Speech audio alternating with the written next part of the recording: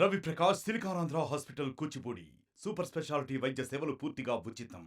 ఎగువన కురుస్తున్న భారీ వర్షాలకు గోదావరికి భారీగా వరద నీరు వచ్చి చేరింది. ప్రస్తుతం మనం పశ్చిమ గోదావరి జిల్లా ఆచంట మండలం పెదమల్లం అనే గ్రామంలో ఉన్నాం. ఇక్కడ చూసుకోవచ్చు పూర్తి స్థాయిలో కూడా దాదాపు వరద ప్రవాహం అనేది చాలా ఎక్కువగా ఫ్లో అనేది ఎక్కువగా ఉందని చెప్పాలి. ప్రస్తుతానికైతే రెండవ ప్రమాద హెచ్చరిక అనేది నడుస్తుంది. ఇక్కడైతే గోదావరి నది పరివాహక ప్రాంతాల్లో అనేక లంక గ్రామాలు ఇప్పటికే వాటర్ అనేది వరద ప్రవాహం అనేది చేరింది. అంతేకాకుండా రెండో ప్రమాద హెచ్చరిక నడవడంతో ఇప్పటికే అధికారులు అందరూ కూడా లంక గ్రామాలకు వెళ్ళి అక్కడ లంక గ్రామాల ప్రజలను అయితే పునరావాస కేంద్రాలకు తరలించే ఏర్పాట్లు కూడా చేస్తున్నారు. ఎందుకంటే ఒకవేళ వరద ఉధృతి అనేది పెరిగితే కనుక వారిని వేరే చోటికి తరలించే ఏర్పాట్లు కూడా చేస్తున్నారు. ప్రస్తుతం అయితే గోదావరికి వరద అనేది నిలకడగానే ఉన్నప్పటికీ కూడా ఒకవేళ ఏమైనా ఎగువ నుంచి మరికొంత వరద ప్రవాహం అనేది వస్తే కనుక భారీగా నష్టం వాటిల్లే అవకాశం ఉంది. కాబట్టి ముందుగానే లంక గ్రామాల ప్రజలను పునరావాస కేంద్రాలకు తరలించే ఏర్పాట్లు కూడా చేస్తున్నారు. అంతేకాకుండా లంక గ్రామాల ప్రజలకు బయటికి రాని పరిస్థితి ఉంది కాబట్టి అధికారులు అక్కడికి వెళ్ళే వారికి నిత్యావసర సరుకులతో పాటు ఇతరత్ర వస్తువులను కూడా అందిస్తున్నారు. మనం పశ్చిమ గోదావరి జిల్లా స్థానికంగా ఇక్కడ ఉన్న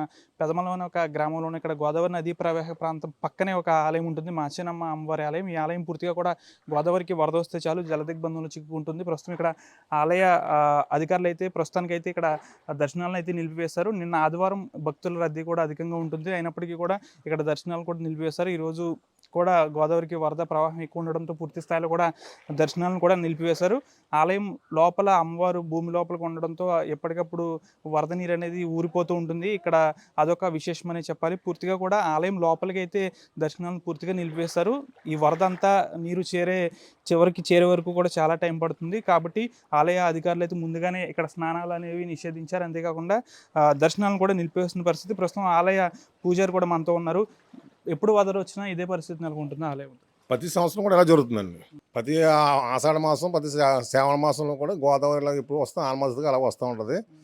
ప్రతి సంవత్సరం కూడా అలా జరుగుతుంది. అమ్మవారికి గోదావరి తగలాలని ఒక ఏమన్నా ఉంటుందా?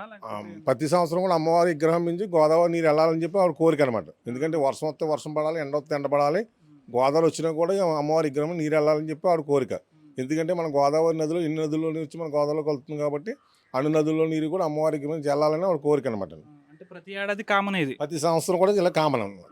అంటే ఎప్పుడైనా వరద రాకుండా ఏమన్నా పరిస్థితులు అలాంటివి ఏమైనా ఉన్నాయి? ఇప్పుడు ప్రతి సంవత్సరం వస్తుంది, రాకుండా ఉన్నాయి. అది ఒకసారి ఏమో ఎంతో ఉధృతంగా వస్తుంది, ఒక్కోసారి ఇంకా ఉధృతంగా వచ్చేది.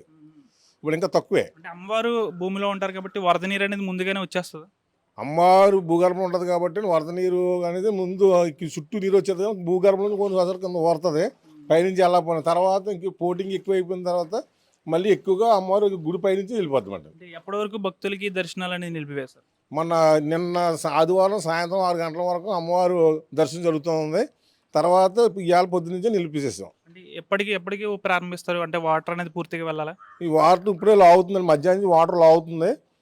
ఇది రేపొద్దున కొంత మండపం తేలిపోయే అవకాశం ఉందని, తేలిపోయిన తర్వాత రేపొద్దున దర్శనాలు మళ్ళీ వచ్చే అవకాశం ఉందండి. పూర్తిగా ఈ ఆలయంతో పాటుగా చుట్టుపక్కల ఉన్న గ్రామాల్లో లంక గ్రామాలన్నీ కూడా ఇప్పటికే జలదిగ్బంధంలో చిక్కున్నాయి. ఇటు దొడ్డుపట్లతో పాటు మరికొన్ని ప్రాంతాల్లో కూడా తమలపాకు తోటల్లో కూడా నీరు అనేది భారీగా ప్రవహిస్తుంది. అయితే ప్రస్తుతానికైతే రెండో ప్రమాద హెచ్చరిక అనేది నడుస్తుంది. నిన్నటితో పోల్చుకుంటే గోదావరి ఉదయం పెరిగింది, కానీ ప్రస్తుతానికి చూసుకుంటే కాస్త గోదావరి వరద ఉధృతి తగ్గుముఖం పట్టింది. అయినప్పటికీ కూడా క్షేత్రస్థాయిలో జిల్లా కలెక్టర్ స్థాయి నుంచి ఎస్పీ వరకు కూడా అందరూ కూడా గోదావరి వరద ప్రవాహాన్ని ఎప్పటికప్పుడు అంచనా వేస్తూ అధికారులను అయితే అప్రమత్తం చేస్తున్నారు. ముందుగా లంక గ్రామాలు పూర్తి స్థాయిలో కూడా మెడికల్ క్యాంపులు నిర్వహిస్తున్నారు. లంక గ్రామాల ప్రజలకు ఎటువంటి ఇబ్బంది లేకుండా అన్ని చర్యలు చేపడుతున్నారు.